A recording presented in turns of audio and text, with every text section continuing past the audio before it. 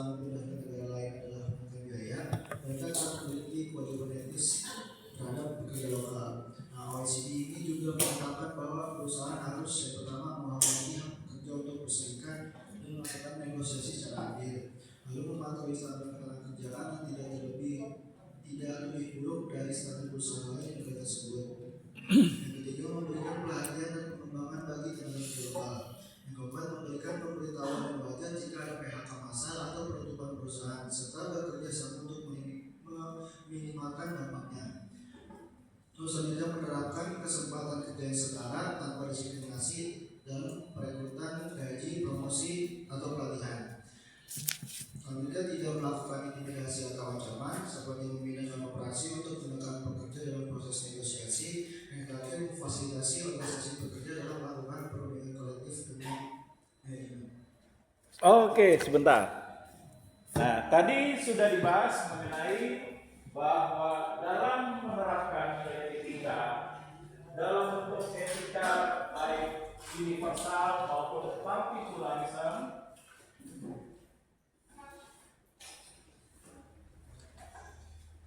nah, bisa terjadi bentuk bribery. Nah, bribery ini apa? Seperti penyogokan atau penyuapan.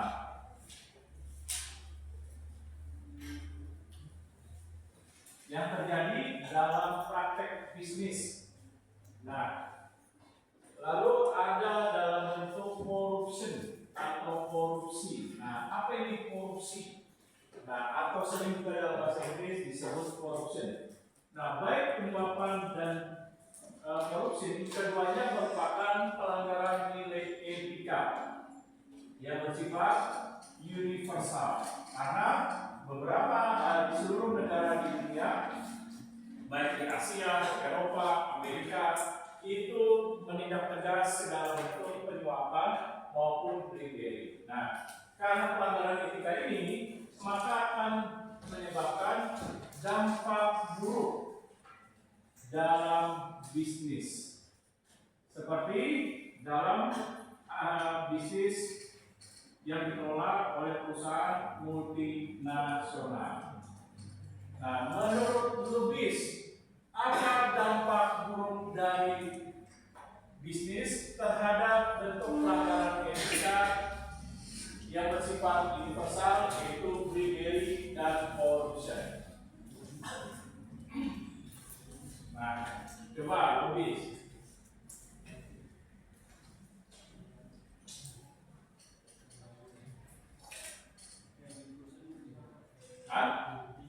Salah. Kalau salah sekarang hukumannya duduk di depan. Salah juga. Ayo bisa.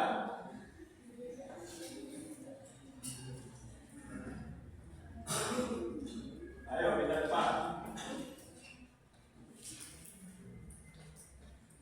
Nah, dampak buruknya apa? Pertama, nama baik, citra, image dari suatu perusahaan dan juga negara akan menjadi hancur. Sehingga apa?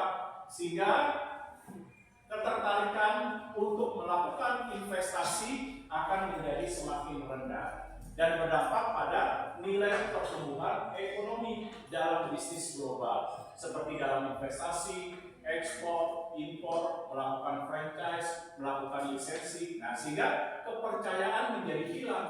Kalau kepercayaan hilang, itu apa? Dampak dalam bisnis global akan semakin hancur atau berkurang. Nah, apa lagi? Nah, coba paling belakang. Dampaknya apa lagi? Kalau bisa tidak. Nah, ini. Nah, ini dampaknya.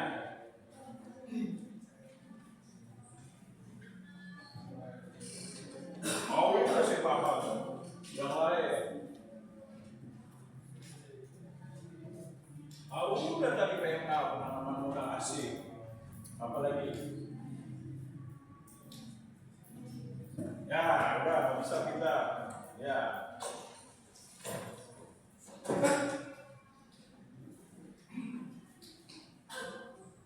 Nah, dampak yang kedua apa? Dengan adanya berbagai macam bentuk kejahatan dalam bisnis global dan dan pelanggaran etika secara umum berupa penyuapan dan penyoglokan, maka berakibat apa?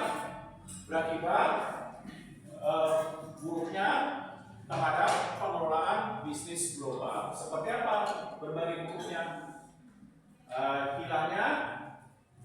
Hilangnya produktivitas, hilangnya kinerja, lalu sulitnya untuk mengalami pertumbuhan dalam bisnis.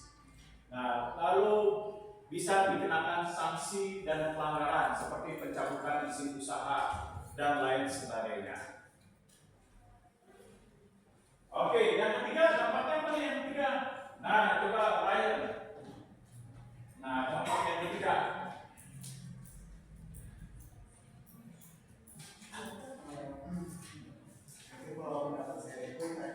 Nah, tadi kita sabar ya. Nah, ini dulu sini. Iya. Udah tadi dibahas sama saya.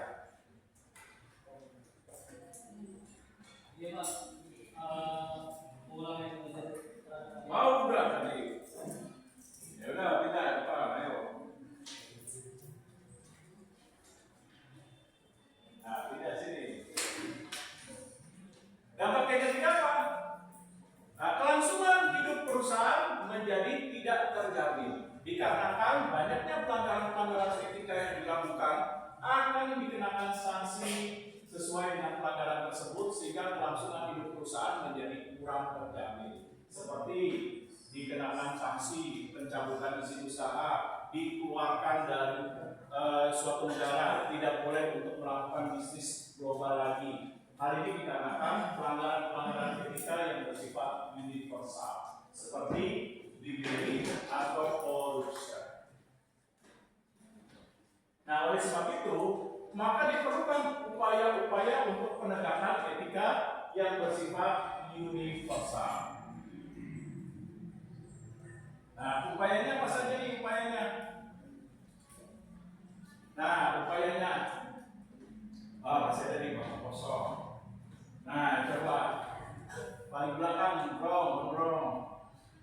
Nah, upayanya apa?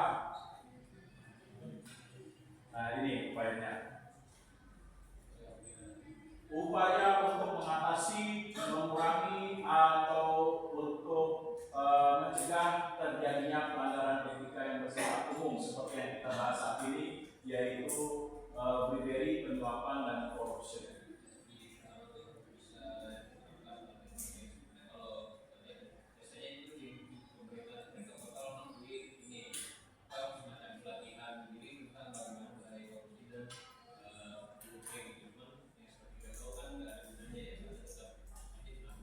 Oke, berarti apa itu hubungan?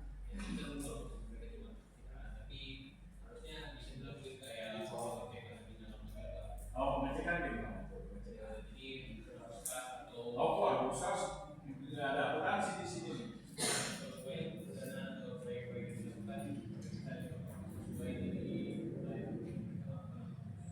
Berarti apa? Kenapa apa?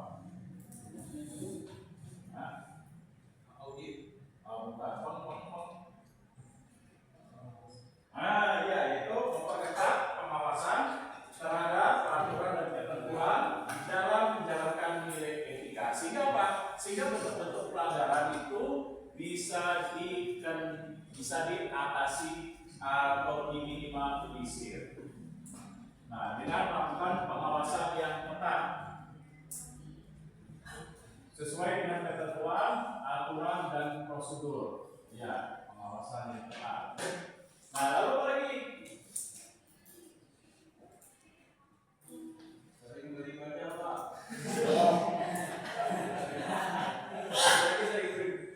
Nah, kita dalam bisnis nih, bukan dalam memiliki konteksnya. Coba mau susu buah juga nih harusnya merah ya. Budaya nutrisi.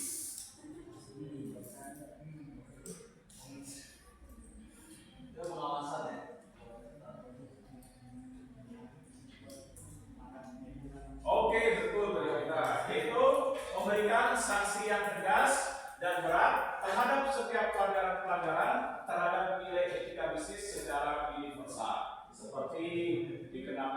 yang berat seperti hukuman penjara dalam jangka waktu yang sangat lama, lalu bisa dengan hukuman penjara seumur hidup atau hukuman mati. Nah, supaya menimbulkan efek jerah, jangan sampai ada perusahaan-perusahaan yang lain atau oknum-oknum yang lain yang ikut melakukan bribery atau penyuapan atau penyerobotan.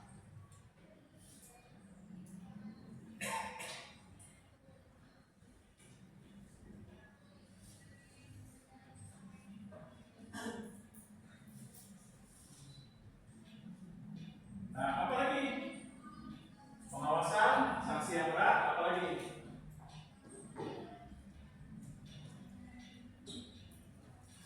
ya. Nah, coba nih bagi belakang. Nah, coba. Oh, mengontrol apa? Regulasi korupsi. Hah? Regulasi hukum korupsi. Regulasi. Nah, yaitu apa? Yaitu menitik beratkan, memperbarui peraturan, ketentuan, dan regulasi terhadap ketentuan mengenai penerapan nilai etika universal terhadap korupsi maupun bribery.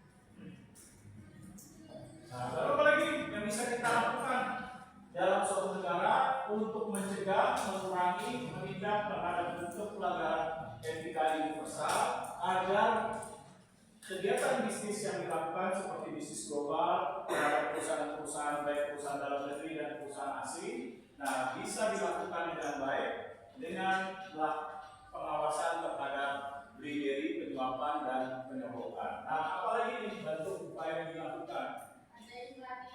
Oke.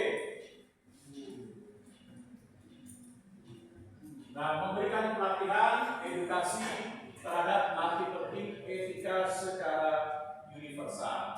Nah, seperti apa manfaatnya, apa tujuannya, bagaimana upaya pencegahannya, lalu kalau itu dilakukan apa dampak buruknya, sanksinya, dan lain sebagainya. Memberikan edukasi melalui pelatihan, seminar, diskusi, dan lain sebagainya.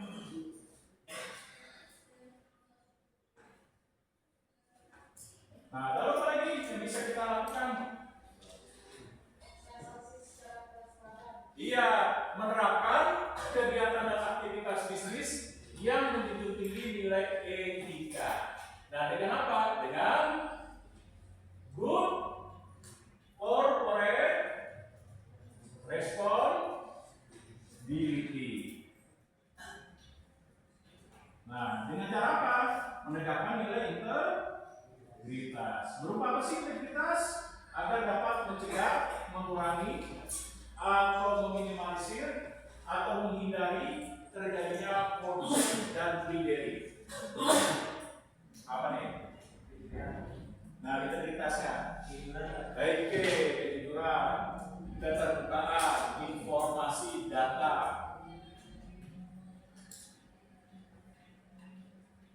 Lalu apa lagi? Iya, bertanggung jawab terhadap kegiatan bisnis yang dilakukan dengan mengedepankan nilai etika.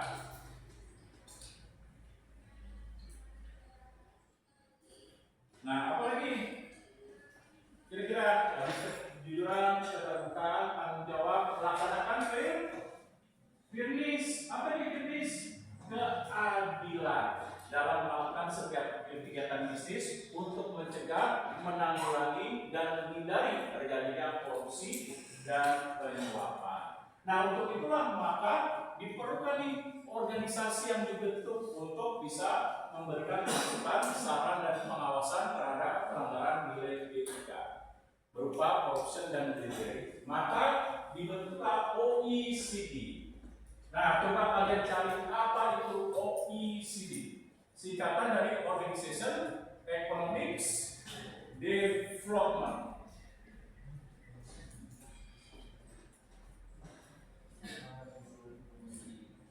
Nah, coba apa itu OECD? Nah, kamu tolong membacakan apa itu OECD. Ya. OECD atau Organization yaitu sebuah organisasi nasional Oke, beranggotakan 38 negara, organisasi internasional, lalu yang berkomitmen pada penegakan nilai etika dalam kegiatan bisnis internasional atau global dengan demokrasi, terus dan ekonomi pasar. Yang artinya apa? OECD juga memberikan masukan, saran, kritik bagi bisnis global yang tujuannya apa? Peningkatan ekonomi untuk negara-negara berkembang, seperti peningkatan iklim investasi, peningkatan supaya negara berkembang terlibat dalam aktivitas bisnis global seperti meningkatkan ekspor. Nah, lalu masuk dalam hal misalnya terlibat dalam lisensi dan berbagai kegiatan bisnis global yang lainnya. Nah, OECD juga apa? Memberikan pengawasan nih. Pengawasan, kritik, masukan, penelitian di negara-negara berkembang untuk melihat seberapa seriusnya negara berkembang menerapkan nilai etika yang bersifat universal terhadap permasalahan corruption dan bribery, penyuapan. Nah, timbul pertanyaan, kenapa di negara berkembang berdasarkan hasil penelitian masih lemah dalam pengawasan corruption dan penyuapan? Seperti contohnya di negara kita, terus di beberapa negara-negara yang lain. Nah, kenapa masih rendah, khususnya di negara-negara berkembang? Nah, ya silakan. Karena di negara kita itu sanksi itu masih belum berat. Oke, lalu penegakan nilai sanksi dan hukuman masih belum berat.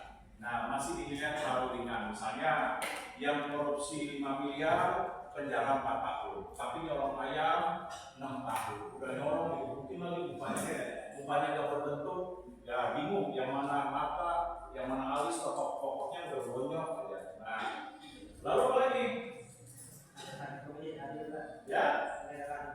Oke, penegakan hukum yang dinilai belum adil terhadap berbagai ketentuan, aturan, dan sanksi, sehingga tidak memberikan efek jerah. Nah, seperti apa? Contoh korupsi 5 miliar berkelakuan baik, tapi di dalam sering nyumbang darah dari 5 tahun dipotong masa tahanan ini itu karena rajin donor darah jadi tinggal 2 tahun. Nah, ini contohnya. Nah, lalu apa lagi? Kenapa di negara berkembang masih penegakan hukumnya masih dinilai kurang dalam penegakan etika, seperti contohnya bribery, penyuapan, dan corruption. Tadi sudah sanksi yang masih rendah. Lalu kurangnya tadi bentuk pengawasan secara ketat terhadap para pelaku bisnis atau para pejabat publik yang menegakkan nilai etika bisnis seperti penyuapan dan penyogokan. Lalu apa lagi nih? Ya, kurangnya penerapan nilai etika bisnis dalam penyelenggaraan seperti good corporate governance, seperti berdasarkan azas integritas, kejujuran, tanggung jawab, kebenaran, keadilan, keterbukaan, dan lain sebagainya. Nah, lalu apa lagi? Kalau negara berkembang nih, seperti di Indonesia, Vietnam, ya, kurangnya pengawasan dalam bentuk upaya-upaya pencegahan terhadap nilai etika dalam tindak korupsi dan penyuapan. Seperti apa? Kurang diadakannya pelatihan, pengembangan, penanaman nilai budaya terhadap bentuk kejahatan, atau bahwa menanamkan nilai budaya bahwa korupsi dan penyuapan merupakan tindak kejahatan yang mengakibatkan dampak buruk yang memberikan efek secara sosial dan memberikan efek domino. Nah,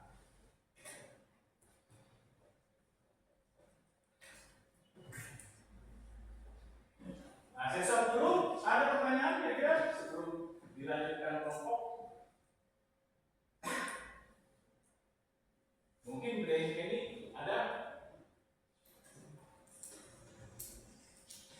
David, ada? Oke, silakan. Kan katanya tadi kurang pelatihan ya Pak. Ya. Misalkan memang udah diberi pelatihan tapi ada juga yang masih korupsi. Nah, berarti kalau sudah diberikan pelatihan, seminar mengenai korupsi, berarti apa? Kurangnya penanaman nilai budaya terhadap arti kesadaran bahwa pelanggaran terhadap nilai etika berdampak buruk. Seperti contoh, misalnya melakukan tindakan korupsi atau penyuapan, tiba-tiba tidak ada sanksi atau dianggap sebagai hal yang normal. Seperti contoh, nah pernah pejabat publik kita pada saat membahas tentang korupsi, komentarnya ya namanya di bumi mana ada sih yang bersih-bersih amat, kalau bersih-bersih amat nantilah kalian di surga. Nah, tahu siapa saya mau menyebutnya. Nah kalau begitu berarti apa? Nah berarti kan penegakan nilai etika kan harusnya penegakan etika kan rendah. Nah pejabat seperti itu harusnya paling tindak. Karena kenapa tidak mencerminkan hal yang baik? Masa seorang pejabat ngomongnya namanya di bumi gak ada yang jujur-jujur amat dah. Nah artinya apa? Yang namanya di bumi ya kita berlomba kebaikan. Kalau sudah mati apa? Memetik hasilnya, betul nggak? Nah kalau udah mati berarti finalnya apa? Hasilnya apa? Surga atau neraka dari apa yang kita lakukan di bumi. Gimana sih pejabatnya? Nah harusnya pejabat seperti itu dikenakan sanksi tuh karena ucapannya tidak memberikan hal yang baik seperti edukasi dan lain sebagainya. Nah itu dia. Dianggap ya udah di bumi normal, natural. Nah ini. Nah, kalian tahu lah, ada di TV tuh, di TV atau di TikTok, siapa udah sekarang.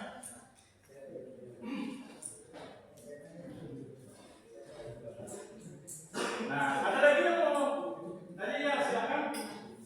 Kalau misalkan dari rakyat sendiri, kalau misalkan mereka berantem dengan perubahan, Nah, kalau rakyat tidak ikut terlibat dalam keterbukaan, tidak aktif, berarti akan sulit untuk menegakkan nilai etika secara universal dalam menindak tindakan korupsi dan penyuapan. Nah, misalnya contoh nih, terkadang ada juga dari unsur masyarakat, misalnya polisi ingin melakukan upaya dalam hal menjaga pelayanan kepada masyarakat supaya bersih. Nah, terkadang ya namanya masyarakat kan ketika dibilang kan harus sudah sama-sama sidang berkali-kali, ya udahlah, praktis-praktis saja selama polisi masih oke, masih mau, udahlah cepet juga nggak apa-apa. Ibaratnya seperti orang daripada lari sudah kurang diputus, lebih baik kita dulu. Nah, ini dulu status. Nah, ini yang terjadi. Nah, dari peristiwa kecil seperti ini bisa memicu memantik terjadinya bentuk yang lebih besar berupa korupsi dan penyuapan. Nah, seharusnya namanya dibilang ya dibilang gitu, walaupun harus mengurus. Nah, terkadang karena adanya kesempatan, niat, itu yang terjadi. Seperti masih ingat iklan tentang kriminalitas, waspadalah. Nah, seperti itu. Jika ada niat, ada kesempatan, itu. Nah, terus adanya kurangnya kerjasama, kurangnya keterlibatan masyarakat, itu bisa memicu terjadinya pelanggaran etika dalam bisnis seperti penyuapan atau korupsi. Nah, sudah paham atau mungkin ada pertanyaan lain? Ya. kalau terkait kesejahteraan kalau juga karyawan itu pasti masyarakat. Nah, terus dia sama korupsi itu terjaga gimana? Nah, kalau kesejahteraan, sehingga menyebabkan terjadinya korupsi dan bribery penyuapan. Seharusnya ini diuji kembali nih. Diuji kembalinya apa? Misalnya, hitung berapa besarnya biaya hidup. Setelah itu apa? Setelah hitung biaya hidup, lihat tugas, kewajiban, tanggung jawabnya seberapa berat. Lalu berikanlah kenaikan kesejahteraan, tapi harus dibarengi dengan ketegasan nilai sanksi. Oke, Anda saya naikkan gaji kesejahteraan 5 kali lipat. Tapi kalau Anda ketahuan korupsi, ketahuan penyuapan, nah sanksinya harus diberikan lebih berat, seimbang. Nah, ini dia. Jangan hanya mengedepankan kesejahteraan, tapi ketika ada pelanggaran, udahlah, nggak apa-apa, tolong dimaafkan. Nah, jangan dibesar-besarkan. Nah, ini harus seimbang antara kesejahteraan dengan sanksi yang diberikan. Nah, itu dia. Ada lagi?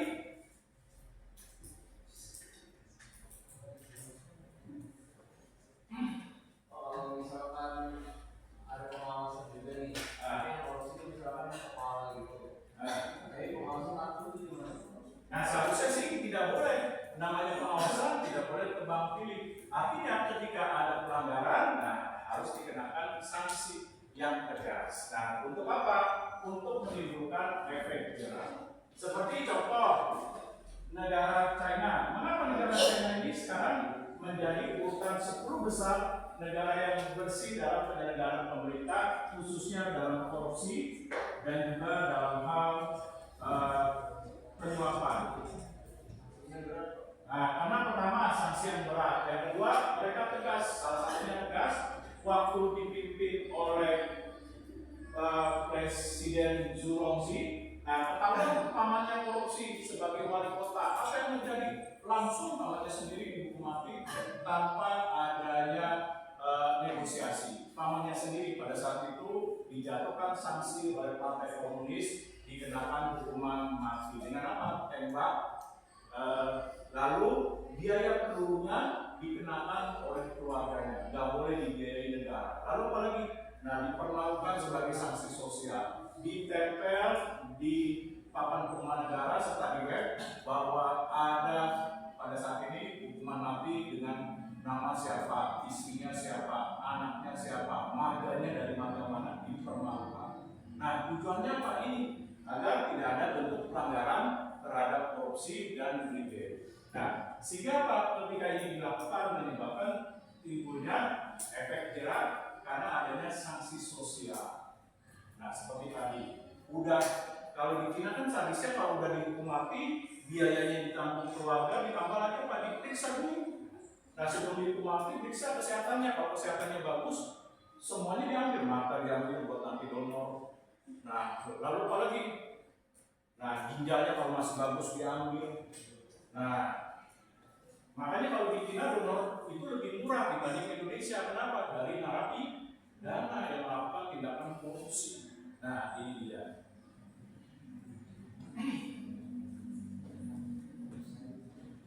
Nah, makanya kalau donor-donor di kita biayanya lebih murah, nah lebih tersedia karena mereka dari narapidana diambil. Nah, sanksinya ketika dihukum mati diperiksa dulu oleh dokter negara, rumah sakit negara, mana bagian tubuh yang sehat yang bisa didonor, tapi diambil. Nah, ini dia. Mau keluarganya nggak setuju, bodo amat mereka. Ini udah peraturan. Nah, ini dia.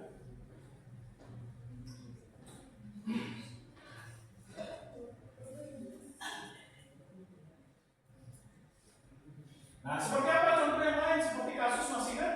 Yang di Cina ada satu keluarga yang menggerakkan bisnis judi online, dipegang satu keluarga. Nah, kalau di Indonesia kan kebalik nih, kalau judi online yang melaporin malah yang dihukum kan? Kasus sedikit kan benar ya, tapi sekarang yang viral. Nah, apa yang terjadi di kasus yang di Cina lagi heboh viral? Satu keluarga menggerakkan bisnis online, bisnis judi online. Yang kalau kalian dengar berita sekarang ini, baik di SCTV, Metro TV, RCTI, dia suruh keluarga ditangkap tanpa tendeng aling-aling, tanpa negosiasi, mereka langsung dijatuhi hukuman mati satu keluarga karena menggerakkan bisnis judi online yang merugikan masyarakat. Nah, ini. Oke, lanjut.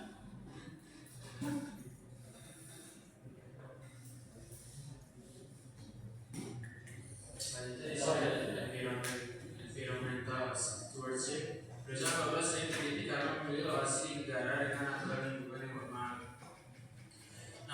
perusahaan lain justru berinvestasi besar untuk menjaga lingkungan. Penelitian menunjukkan bahwa menjadi perusahaan yang hijau seringkali meningkatkan keuntungan jangka panjang.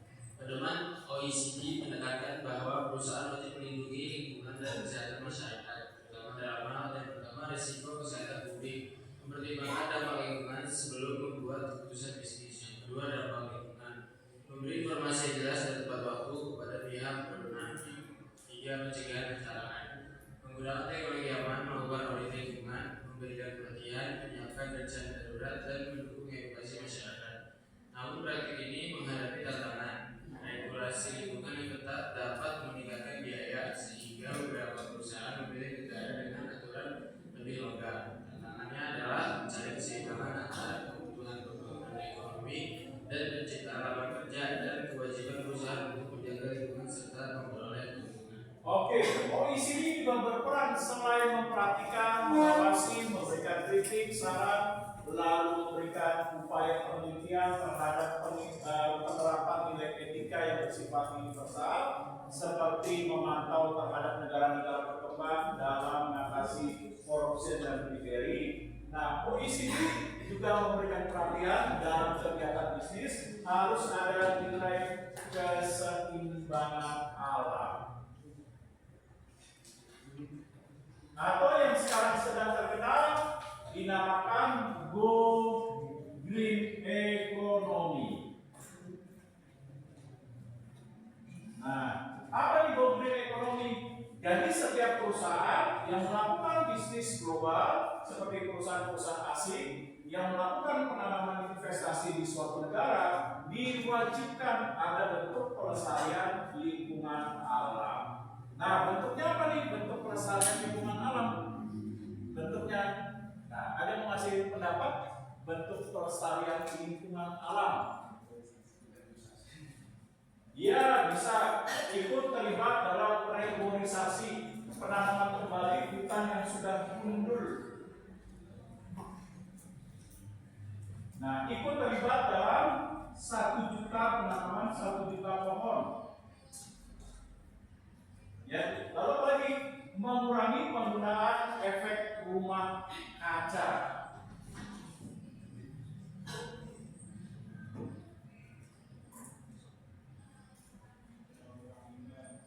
Efek rumah kaca. Apa lagi? Ya? Iya, mengatasi, mengurangi dampak terhadap limbah pabrik, baik limbah pabrik yang ada di air, udara maupun di tanah. Dengan apa? Dengan mengawasi ketat dalam bentuk AMDAL.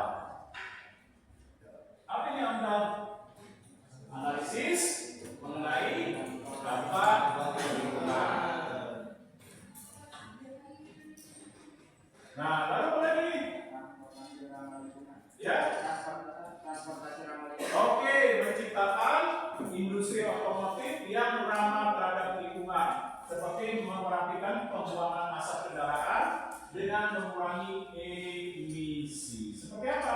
Seperti sekarang yang dilakukan Honda, yaitu apa? Tidak lagi memproduksi motor buatan.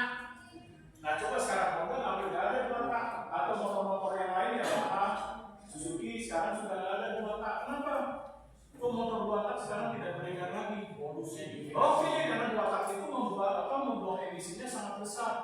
Nah, sehingga bisa mencemari kondisi udara.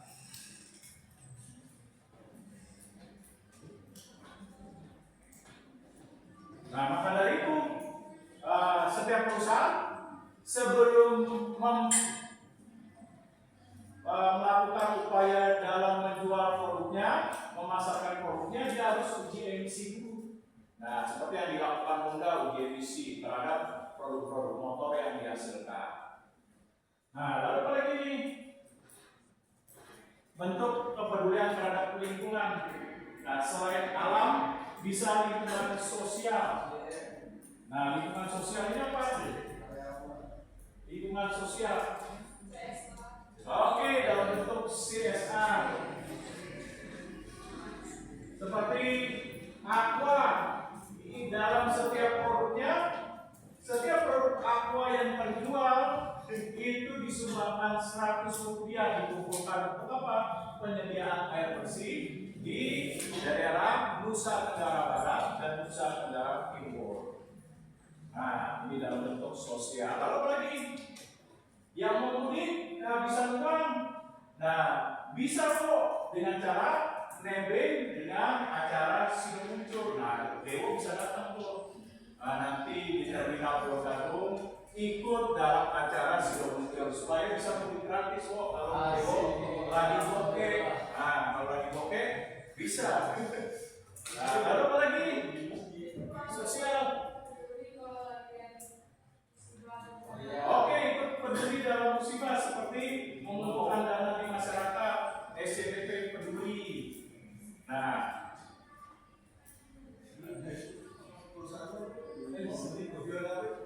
perusahaan rokok juga ikut bisa terlibat dalam pelestarian lingkungan seperti apa? Jarum memberikan beasiswa. Nah, kepada masyarakat. Bentuknya apa beasiswa? Beasiswa beli bulu tangkis. Untuk siapa yang suka hobi bulu tangkis, nah bisa ikut menjadi atlet yang disalurkan oleh gudang garam. Jarum ya. Lalu apa lagi? Sekarang Jarum kita menyediakan beasiswa kepada anak-anak yang kurang mampu tapi berprestasi. Nah, beasiswa dari SD sampai SMA, bahkan Jarum sekarang sudah membuka Yayasan Foundation kepada pemuda-pemudi Indonesia yang kurang mampu tapi memiliki prestasi dalam pendidikan, dibiayai sampai perguruan tinggi. Nah, ini bidang sosial. Nah, lalu lagi bidang sosial. Itu perusahaan Dewo banyak setiap produknya 100 jalan ke luar Palestina ya. Oke, bisa ikut terlibat dalam memberikan bantuan sosial untuk mengatasi perang konflik di antara negara. Nah, oke, lanjut.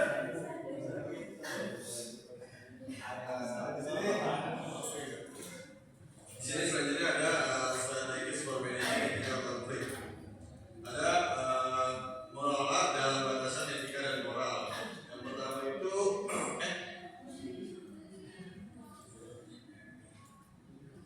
yang pertama itu ada memahami nilai-nilai inti perusahaan. Terus juga ada memahami berbagai jenis konflik budaya.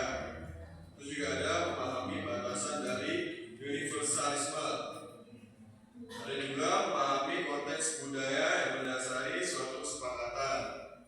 Juga ada memahami peran dan latar belakang pihak-pihak yang terlibat dalam suatu perselisihan.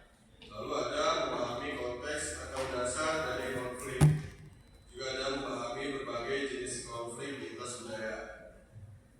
Nah, ini yang pertama ini yang mengelola dalam batasan etika dan moral itu manajer itu harus memahami nilai-nilai perusahaan, situasi budaya serta latar belakang pihak yang terlibat agar bisa menilai konflik secara adil. Oke, bentar. Artinya apa? Kalau ingin menegakkan nilai etika di dalam suatu perusahaan atau pengelolaan perusahaan itu benar, sesuai dengan prinsip-prinsip etika berdasarkan good corporate governance, yaitu tadi integritas dalam etika, maka kita bisa menanamkan dari nilai kode etik dalam perusahaan. Nah, kode etik dalam perusahaan itu apa?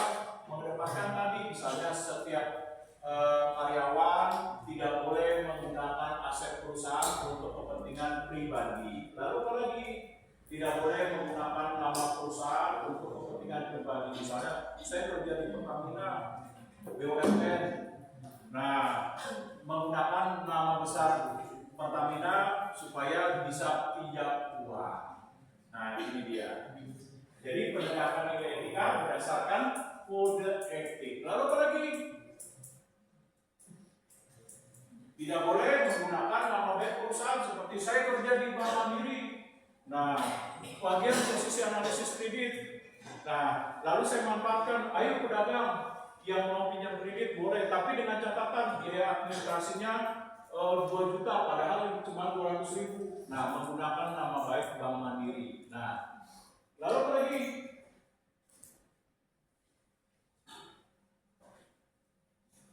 Nah, menggunakan penyalahgunaan sebagai nilai pegawai negeri dalam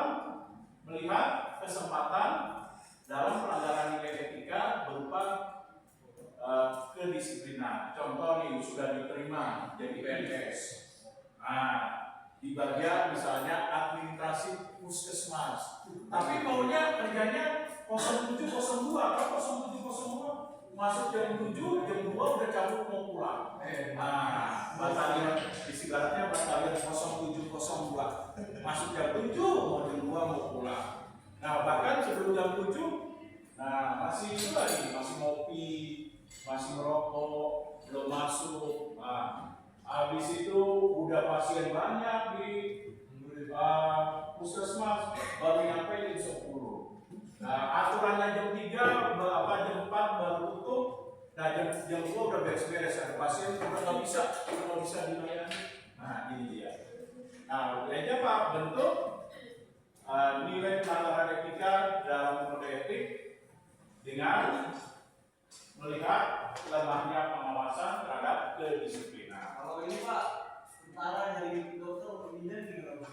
Nah, beda. Tentara dari dokter dari bidan sekarang kalau tentara dokter dari bidan dia jaga kita tapi bertanggung jawab ini kayak nggak apa-apa, nggak ada salahnya. Asal sama-sama suka bertanggung jawab, nah nggak apa-apa. Yang bahaya kan kalau bidannya diculik, dipaksa, nah itu pelanggaran. Nah, gimana nih? Harus jelas. Teori pertamina gimana nih? Kalau dia menjalin hubungan dengan baik, misalnya pacaran, dikenali orang tua dulunya setuju, dilamar dengan baik-baik, lalu juga tentaranya bertanggung jawab untuk membina rumah tangga, nggak apa-apa, nggak salah. Yang salah kan misalnya ngaku saya tentara, nah misalnya contoh saya menikahi ini, tapi saya bohong tentara gabungan, ngaku orang tua dia pangkatnya pangkat udah letnan, bu, pangkat saya udah letnan, bagus dong, bagus bu, oke segala macam. Giliran saya melamar ternyata bukan letnan, tapi misalnya contoh saya cuma di daftar, tapi kan ini melakukan pelanggaran. Nah, itu kebohongan. Sebagai apa? Sebagai saya tentara gabungan. Nah, kalau ditanya dari batalion mana? Jawabnya asal 0702. Apa itu 0702? Berarti masuk jam 7, pulang jam 2. Nah, gimana coba ceritain tentaranya? Dewo Pak, gimana? Pengen jadi PNS apa kayak puskesmas, cuma katanya pengalaman yang ini cewek doang yang kayak Indonesia. Ini Pak, saya nikah sama saya jadi Pertamina. Kenapa maksudnya Pertamina ini Pak?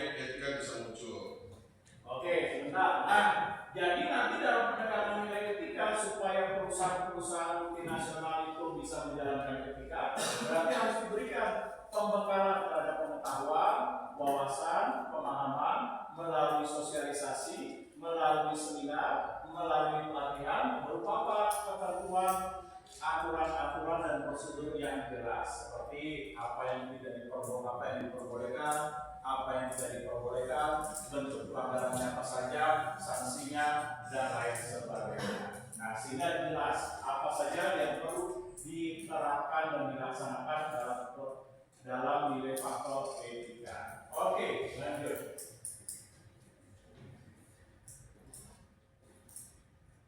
Lalu juga ada kedua ini ada memahami keterbatasan dari Lalu juga yang ketiga adalah memahami kontroversi yang mendasari pedoman institusional, terus juga memahami ketegangan yang diciptakan oleh kekuatan yang mendukung maupun menentang. Jadi melakukan hal yang benar. Oke, sebentar. Jadi selanjutnya untuk penegakan nilai etika berdasarkan ketentuan, aturan, dan kode etik dalam perusahaan bisa melihat juga atau menyesuaikan dengan faktor budaya. Seperti apa? Di Indonesia contoh dalam penegakan nilai disiplin. Nah, itu ada batas nilai toleransinya. Contohnya misalnya saya ambil nih mana ya? Oh, belakang. Nah, saya ambil contohnya misalnya penegakan etika berdasarkan kode etik. Nah, ini contohnya dalam buku pedoman administrasi dan laporan dosen dalam setiap pertemuan. Nah, ini ada bentuk disesuaikan konteks budaya Indonesia. Seperti apa? Seperti contohnya, nah ini di sini dituliskan keterlambatan dari tenaga pengajar atau dosen dalam mengajar diberikan batas waktu maksimal 30 menit. Nah, ini dia konteksnya. Misalnya 10.30 saya mengajar. Nah, telat diizinkan hanya jam 11. Kalau udah jam 11 belum nelpon, siap-siap diomelin sama ibu, Tio sama Pak Danu. Pak, udah jam 11:05, Bapak kemana aja nih, kok belum hadir? Nah, mahasiswa Bapak yang bernama Sultan, berarti minta ampun Pak, dan menanyakan Bapak dulu. Nah, ini contohnya. Disesuaikan konteks budaya. Oke, lanjut.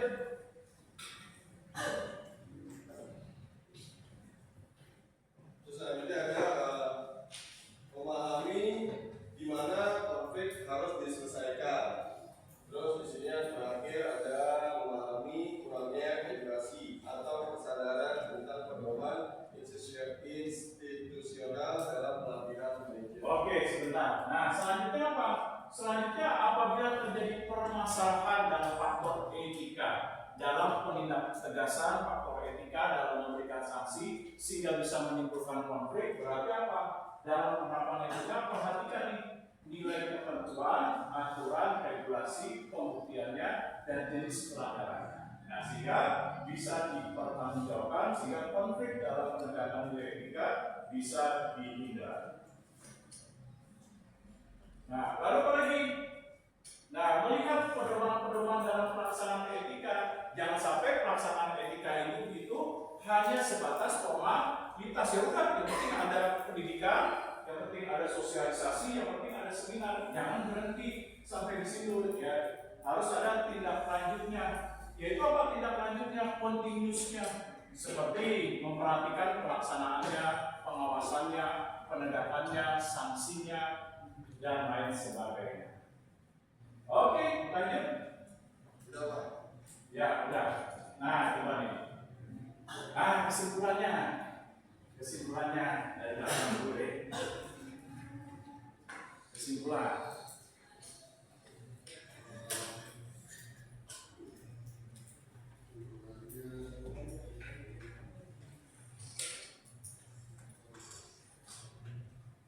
Kesimpulannya apa?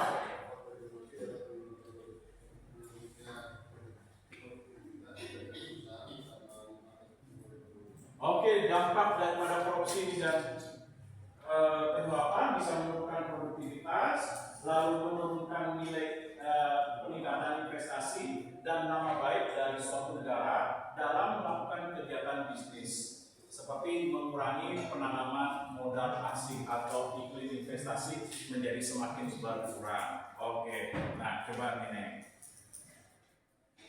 apa kesimpulannya?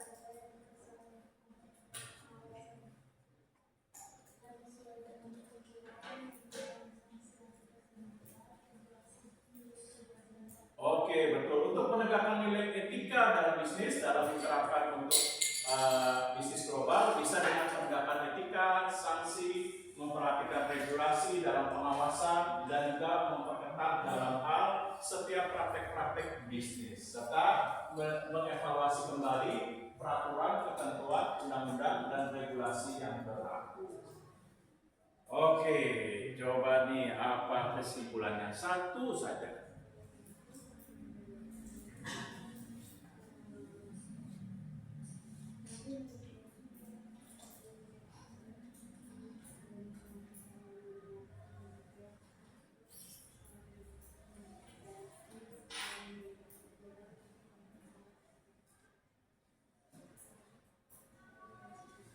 Oke, kesimpulan selanjutnya bahwa berdasarkan hasil pengamatan dan laporan dari OECD bahwa penerapan nilai etika di negara-negara berkembang masih dinilai lemah karena kurangnya pengawasan, kurangnya pemberian sanksi yang tegas, lalu kurangnya dalam bentuk penegakan nilai hukum, lalu regulasi kurang diperhatikan dalam ketentuan, aturan dan penerapan dan pelaksanaannya.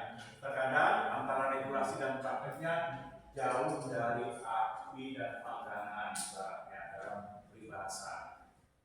Oke, terakhir, nah coba nih di belakangnya cahaya berata. Nah,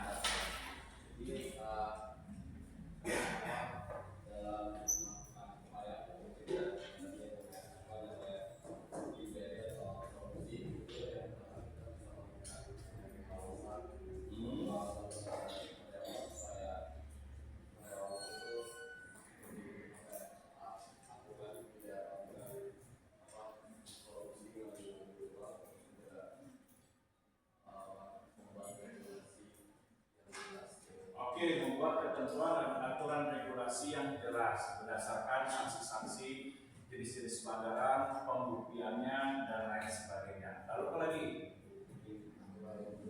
Oke, melakukan revisi, umpan balik dan perbaikan terhadap regulasi yang berlaku dalam menjerat bribery dan penyuapan ataupun korupsi ya. Dan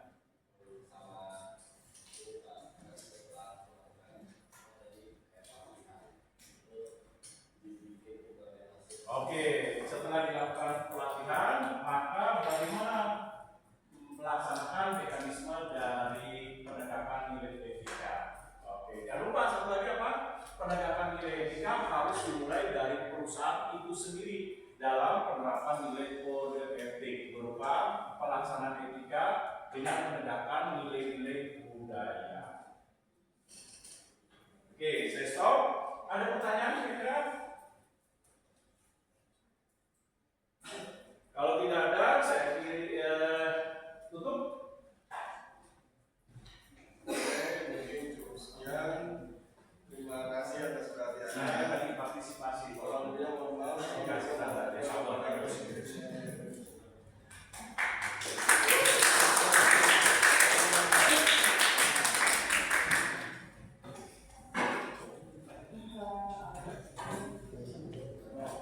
Ya, silakan.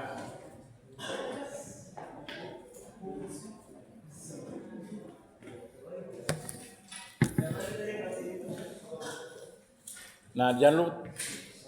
Oke. Silakan tadi yang partisipasi tolong berikan tanda.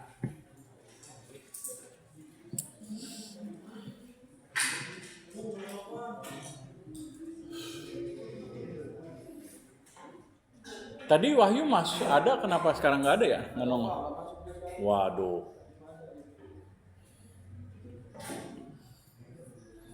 Bosan kali ketemu saya Pak R. Lu lagi ya. Bener nggak? Bosan. Lu lagi.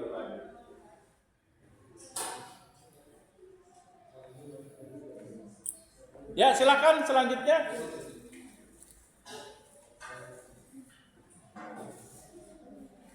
Ngomong sama Pak Pati enggak? Enggak.